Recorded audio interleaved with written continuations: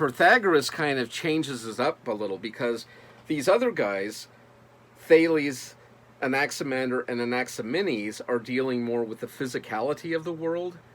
Pythagoras believes the underlying thing from which all things comes is numbers. But numbers are like symbolic, right? They're like these abstract concepts. But what Pythagoras is saying is we can use mathematics, we can use numbers to describe and understand the entire world. And those of you... Is that who the Pythagorean theorem is named after? Exactly. A squared plus B squared equals C squared. So most of us know that about Pythagoras and the Pythagoreans, but he has many more formulas and mathematical things that have come down to us. The Pythagorean, it wasn't just Pythagoras, but he was kind of like this mathematical, let me see, his time period is 572 to 500 BCE. If you can, so we're talking 600 years before Christ, this guy's living, and he's created his own like mathematical little cult group. And they were egalitarian. They invited women to study, to learn mathematics, to live in community. They were vegetarians. They believed in the transmigration of souls. They wore white robes, and they applied mathematics to everything that they encountered. The Pythagoreans were responsible for the octave scale in the West. If you're a music major, you've studied music, they simply learned the relationship between links of different string or metals or twine or catgut, whatever you're using, and tone and pitch. And so they actually developed the octave scale. But they also believed the very planets.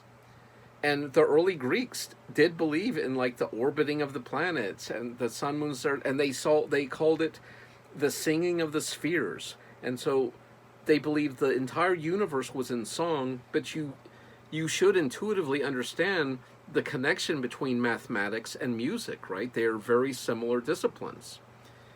Wasn't Beethoven able to...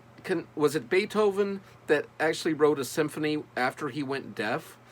But he was able to do that because it was like a mathematical formula. He could actually hear the music through his notations, right? Because each symbol represented a sound as well. And so for the Pythagoreans, they were seeing each symbol representing a piece of reality.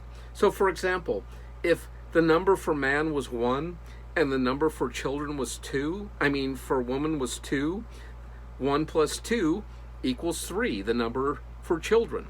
And so they went through and they plotted, they had numbers to describe and calculate the entire world. Not to mention the geometric formulas which they could describe like the area or the space of a triangle or other shapes. Any thought on, I mentioned, I'm talking pretty quickly, but I mentioned the idea of transmigration of the soul. Anyone want to take a shot? Transmigration of the soul. What's that? Did you talk about it? Because I think I missed that part. No, I just mentioned it, but I didn't say what it was. You would find this concept in Eastern religions mostly. So would they transport souls to different body or something? Yes, exactly. Oh, okay. So they believed upon death, your soul did not cease to exist, it simply went into another body. So is that like reincarnation? Exactly. It's reincarnation Greek style. Into a human body or to an animal body or any body? Hence why the Pythagoreans were vegetarians. And why most Hindus are vegetarian, because you don't necessarily come back in a human body. You might come back in an animal body as well. In fact, the Pythagoreans, not only would they not eat meat, but they also wouldn't eat beans. And the reason they wouldn't eat beans, if you've ever looked at a bean, it's got kind of like a fleshy skin on the outside, and if you open it up, there's like that little embryo thing inside. And it was just too close for the Pythagoreans. I couldn't deal. So no beans, no meat, just vegetarians, and it was tied into this belief of the transmigration of the soul. So did they believe in like karma, like what goes around kind of comes around, or do they have like a karma? I do not know that part of the Pythagoreans. I just know their affinity of seeing numbers, that reality could be described in numbers. I mean, if Pythagoras was living today, he would feel so vindicated, right? Like all this digital interaction we're doing right now, it's literally all these figures and my beard and the voice coming out of me, it's all made up of zeros and ones that are being translated and interpreted into color, sounds, textures, movement.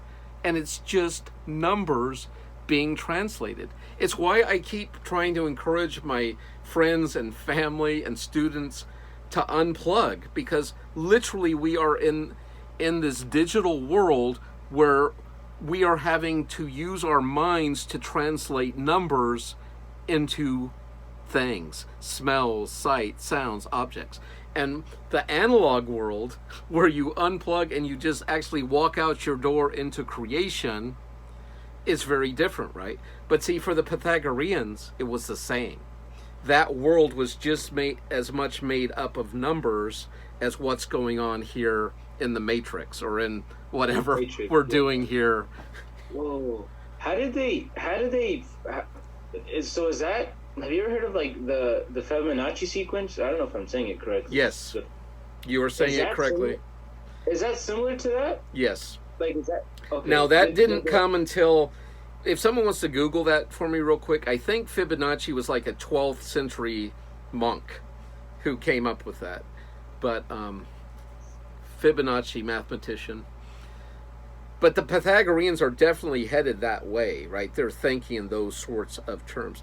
And I don't know if any of you are mathematicians or mathematically minded, but we used to have a math professor here at the school, just incredibly brilliant mathematical mind. And I would always love when we would do college breakout sessions, because he would give spiritual teachings, but For through the Fibonacci sequence, it was 1202 AD. I just looked it up. Good. I haven't completely lost my memory yet. Thank you. So Sorry. that's like 1800 years from the Pythagoreans before someone is able to actually make a calculation for what that looks like. But the Pythagoreans were just brilliant, otherworldly in a lot of ways. But back to, where was I? This mathematician, his name was Tibor. And I loved listening to him talk, because that's how he related to God, as the great mathematician. And it was a universe of order. And in fact, the Greeks, their word for the universe was cosmos. And cosmos means order. Chaos is the Greek antonym for cosmos. And we still use the word chaos today to describe disorder. But so when the Greeks looked at the universe, they called it the cosmos because they saw order. They saw, and you can see that even in the galaxies, the spiral of the galaxies, you can see the Fibonacci sequence. And many people have called that the thumbprint of God, like trademarked or copyrighted by God, where you see the Fibonacci sequence. We see that everything in the spiral, in the thumbprint, to the galaxies. But we'll get more into that later. Don't you worry.